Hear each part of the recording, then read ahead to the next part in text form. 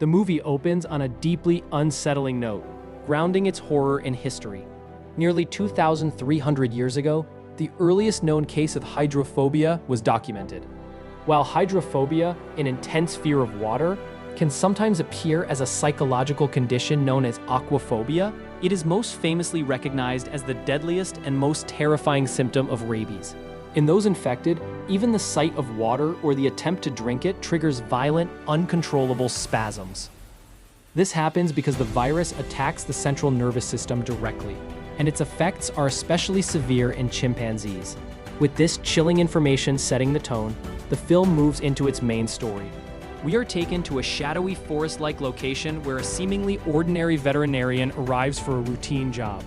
He appears relaxed and upbeat, convinced that his task is simple: administering a vaccine to a chimpanzee named Ben. Ben sits quietly, almost too quietly, giving off an unsettling calm. Without any warning, that stillness shatters. Ben suddenly lunges at the doctor in a brutal assault. In seconds, the man's face is savagely mutilated, and he dies instantly. The narrative then widens through news reports, revealing that chimpanzees have evolved to understand and use up to 300 words, leading many people to keep them as pets. From there, the timeline shifts back 35 hours, introducing a young woman named Lucy, who is on a flight returning home to Hawaii, completely unaware that everything in her life is about to unravel. During the flight, a young boy accidentally bumps into Lucy, retrieves his teddy bear, and apologizes with a shy smile. At the time, it seems like an insignificant interaction. Afterward, Lucy speaks with her sister Erin, who is at home caring for a chimpanzee, and later chats with her best friend Kate, who is excitedly planning to visit for the weekend. Soon, Kate's friend Hannah joins them and strikes up a conversation with Phil, a friend of the boy from the plane named Drew, even asking him for his number. Once they land, Kate's brother picks them up, and his awkward attempts to flirt with Hannah create a strange tension that Lucy can't quite place.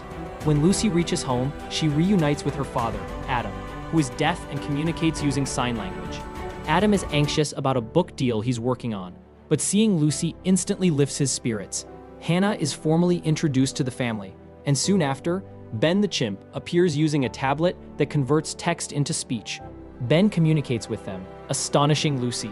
It is revealed that Lucy's late mother was a scientist specializing in primate behavior, which explains why Ben has been part of their family for years, and why their bond with him runs so deep. Later that evening, Kate's brother offers Hannah a cigarette and tries to get closer to her.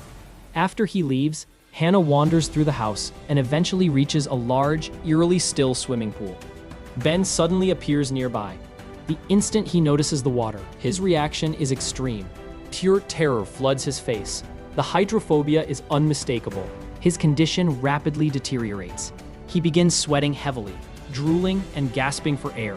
He reaches out towards Hannah, but when she nervously offers her hand, he snaps, attempting to bite her. Adam intervenes immediately using a whistle and escorts Ben away. Adam reassures Hannah, explaining that Ben simply reacted badly to a stranger and sends her to rest. He then takes Ben back to his enclosure, where he discovers a dead mongoose. Realizing something is wrong, Adam notices bite marks on Ben and locks him inside the cage as a precaution. The following morning, Adam informs everyone about the mongoose bite and explains that the animal has been sent for testing. He plans to contact a veterinarian and insists that Ben remain locked up. After a heartfelt goodbye, Adam leaves for work. The group later relaxes by the pool, where Hannah and Kate's brother grow closer, igniting jealousy in Lucy. Lucy dares Hannah to call the boys from the plane, and she accepts. Shortly afterward, Kate receives a call from her mother, but suddenly becomes violently ill and starts vomiting, cutting the call short. Lucy helps Kate back to her room, and it's noted that the two girls wear matching necklaces, symbolizing their close friendship. Hannah later speaks privately with Kate's brother, accusing Lucy of trying to come between them. He denies it, insisting Lucy is like family to him, and kisses Hannah to prove his point, unaware that Lucy sees everything. At the same time, Dr. Lambert arrives to examine Ben, who is now clearly aggressive and terrified.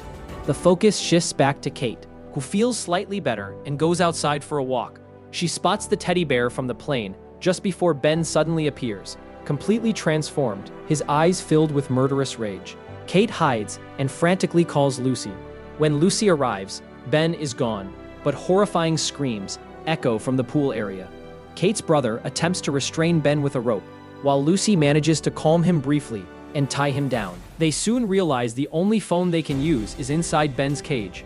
At that moment, Erin arrives, and Ben breaks free, attacking her. With Ben blocking all exits and a steep sea cliff behind them, the group is forced to jump into the pool to survive. Trapped with no escape, Nick, Kate, the brother, tries to shove Ben off the edge. Instead, Ben grabs him and smashes his head, killing him instantly. The girls are devastated as Ben emits a chilling, almost mocking laugh, confirming the extent of his infection. Lucy realizes Erin urgently needs medical help. She cautiously leaves the pool and approaches the phone, only to find the screen shattered. A call accidentally goes through to the boys from the plane, but they dismiss it as a prank. Ben swings across the lights and viciously attacks Hannah, ripping out clumps of her hair. Elsewhere on the island, Adam receives confirmation from the doctor that the mongoose tested positive for rabies. Horrified, he tries calling Lucy, unaware that her phone is still in her bedroom. Back inside the house, Lucy and Kate sneak in to retrieve Nick's phone. A television suddenly turns on by accident, alerting Ben. The girls hide in a closet as Ben destroys the TV in a furious rampage, narrowly missing them before leaving. When Lucy finally gets the phone, Ben's tablet activates, emitting a chilling message, "Lucy, bad." Ben attacks from above. Kate strikes him with a stick, allowing them to escape, but Ben crashes through a glass window in pursuit. Near the pool, he catches Kate and brutally kills her by smashing her head with a stone. Ben then turns toward Lucy, but Hannah intervenes, looping a rope around Ben's neck and pulling Lucy into the water with her. Even then, Ben proves strong enough to break free. Drew and Phil arrive at the house, still convinced it's all a joke. They split up, and Drew discovers a photo of Ben moments before coming face to face with him. Drew attempts to stay calm, distracting Ben with his keys, but it fails. When Drew panics and begins shouting, Ben lunges, ripping off his jaw and grotesquely playing with it before abandoning the body. Phil finds Lucy and the others in the pool, but ignores Lucy's desperate signals to stay quiet. His shouting draws Ben's attention. During the chaos, Hannah escapes to her car, only to realize Ben has taken her keys. Ben unlocks the vehicle and kills Hannah as she pleads with an emergency operator over the phone. In the final stretch, Lucy limps toward the house, but a shard of glass pierces her foot. Ben attacks once more. Adam returns home, confused by the devastation around him, even casually picking up a slice of pizza as Lucy desperately tries to warn him. Ben lunges at Lucy, and Adam unknowingly leaves her alone as he goes upstairs. Ben pretends to calm down before suddenly shattering Lucy's wrist. Erin distracts Ben, allowing Lucy to escape. Adam then discovers Drew's mutilated body and finally understands the horror unfolding around him. Adam tries to use his whistle, but the rabid Ben is no longer responsive. A brutal fight follows, ending with Adam stabbing Ben using a broken bottle. Though Ben rises for one final attack, he stumbles and is impaled on a sharp wooden structure, dying instantly. The film concludes with the arrival of the police and doctors confirming that Erin will survive, leaving the tragedy behind in stunned silence.